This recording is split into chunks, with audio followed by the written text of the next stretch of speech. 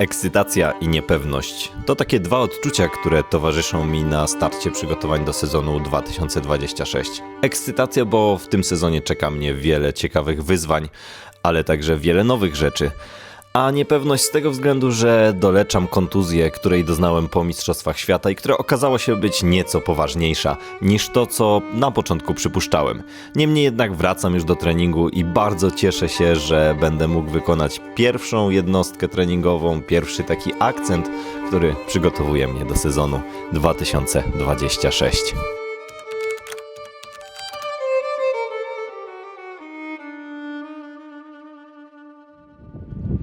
Pierwsze takie mocniejsze treningi roku to zawsze jest pewna ekscytacja, pewna niewiadoma, bo znajduję się obecnie w 4. tygodniu moich przygotowań do sezonu 2026.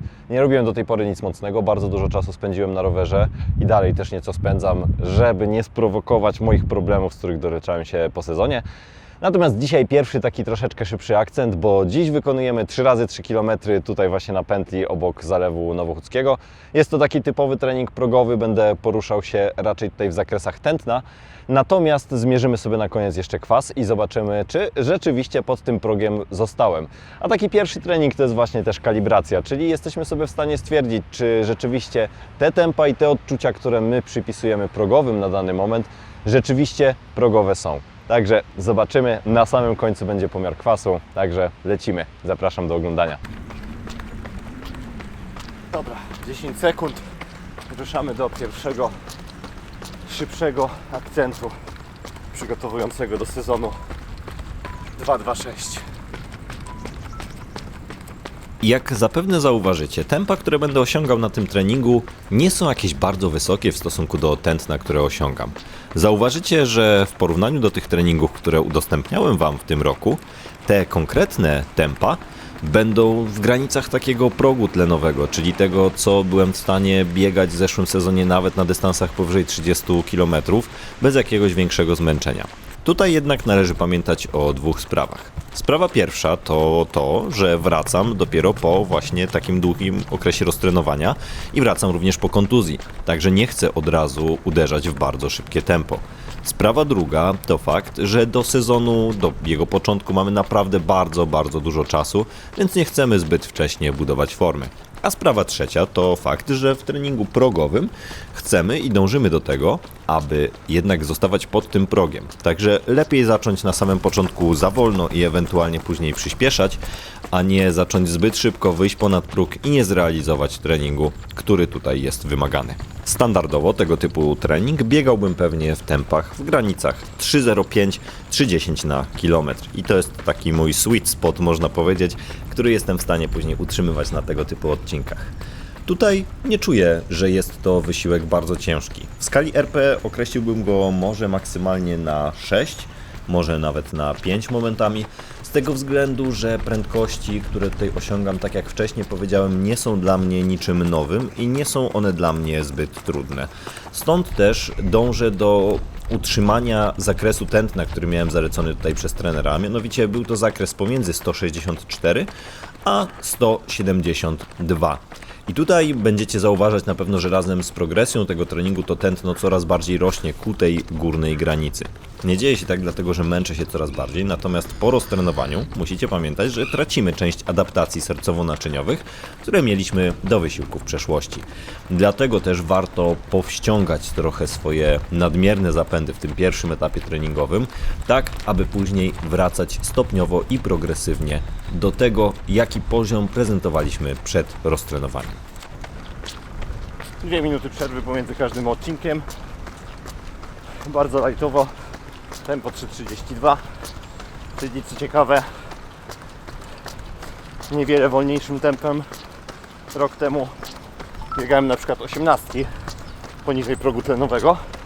Więc widzicie, jak po roztrenowaniu ta forma może zlecieć. Ale to jest normalne, pożądane i nie ma się co załamywać ani myśleć, że jesteśmy do dupy, no bo po prostu taka kolej rzeczy w treningu. Na następnych, jeśli będę się dobrze czuł, to troszeczkę przyspieszę, natomiast tak jak wcześniej wspomniałem, trzymamy się też założeń tętna i tutaj maksymalnym poziomem, do którego mam dochodzić, jest 172.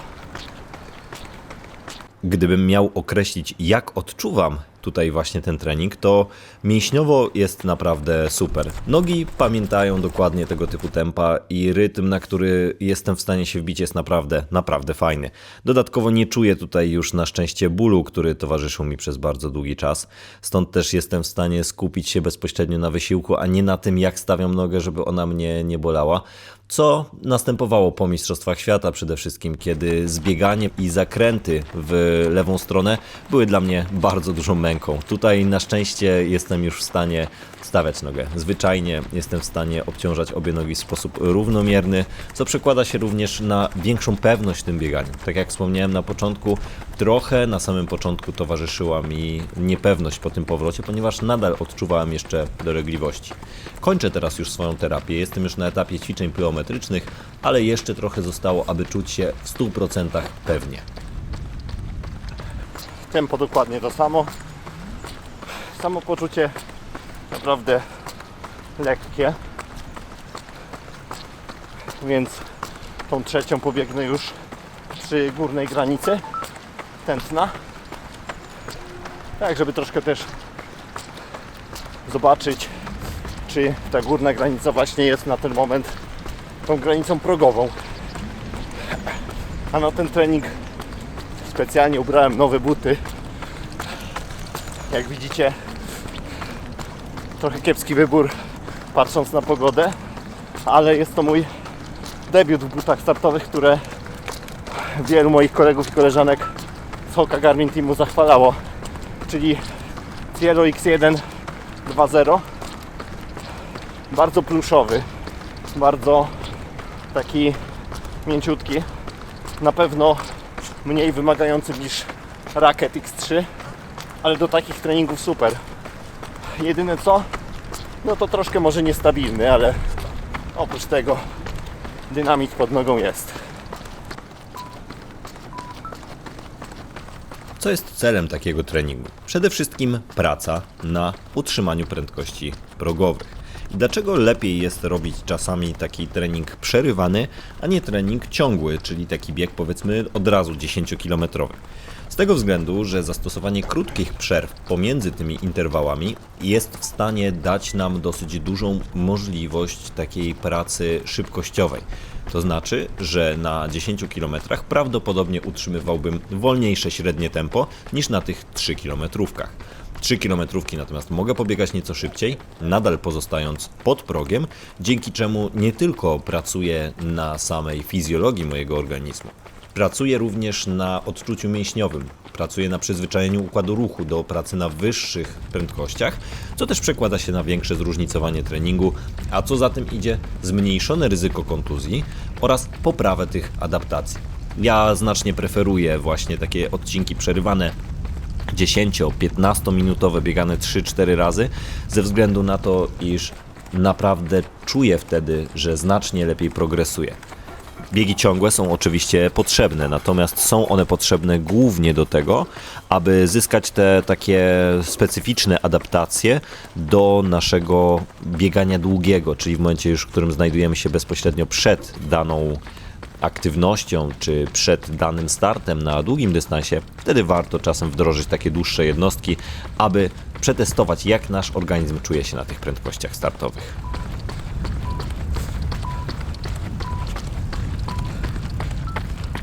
Dobra, mierzymy kwas. Jeden z elementów większej kontroli treningowej niż to, co miałem rok temu, to właśnie samodzielny pomiar kwasu, który sobie zaraz tutaj wykonamy. Ja akurat korzystam z pasków Lactate Plus i po 2 minutkach właśnie zmierzymy sobie zakwaszenie.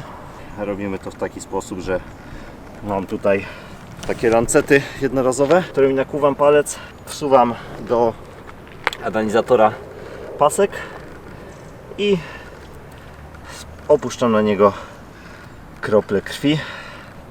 Staramy się, żeby nie zabrudzić samego paska. Pasek mamy wyciągnięty. Ja pobieram zazwyczaj z palca wskazującego. I teraz tak.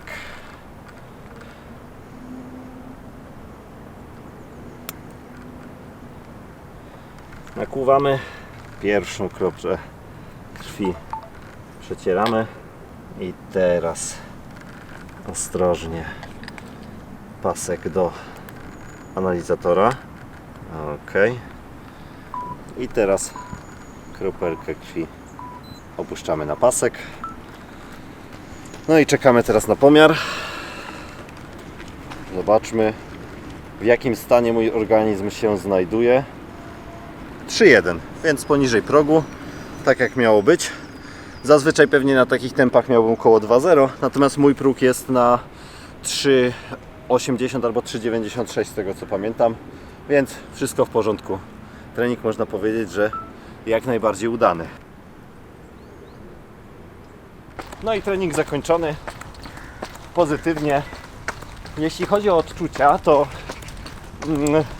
muszę powiedzieć, że w ogóle nie czułem, żebym się jakoś specjalnie męczył, szczególnie mięśniowo, co jest ciekawe, ale no jednak po takiej przerwie od takich bodźców czuć, że oddech i ten układ sercowo-naczyniowy pracują nieco szybciej i ciekawie będzie obserwować progres na przestrzeni tych najbliższych kilku tygodni.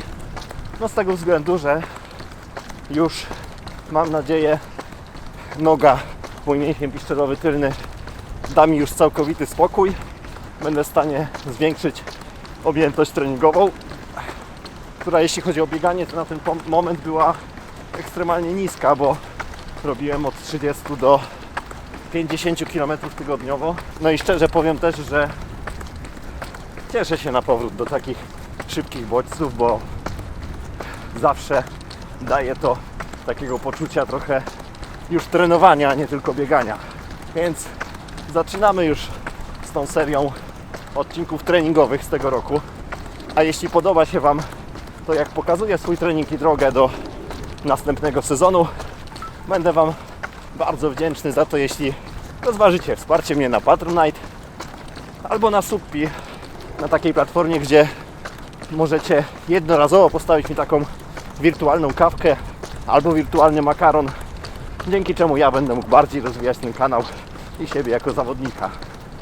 Zasubskrybujcie kanał, zostawcie proszę łapkę w górę, skomentujcie, do czego Wy przygotowujecie się głównie w sezonie 2026 i do zobaczenia w następnych materiałach.